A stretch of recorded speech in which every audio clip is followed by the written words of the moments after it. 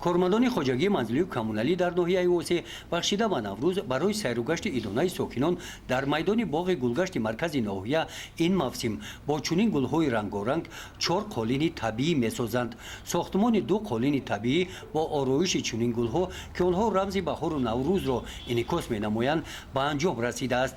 در قسمت دیگری باغ باشد برای شنوندن گل‌ها زمین را آماده کردند. ما کارمندان خواجگی منزلی کمونالی تصمیم گرفتیم که در همین عید نوروز در همین گلگشت وسه 5000 دانه گل‌های موسمی عین حال شنوندیم. نیت داریم که 10000 شنونیم، 5000 دیگه‌اش با روزهای نزدیک بشنونیم. این روزها کارمندان این مؤسسه دولتی در برابر شنویدن گل‌ها اطراف درختان باغ را سفید کرده آنها را به شکل درآورده ایستادند.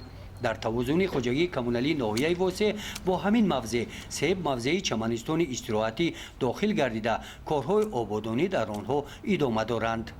گزارش خوجا نظریف خدای نظر ظهورов از ناحیه وسه برای برنامه اطلاعاتی نوید.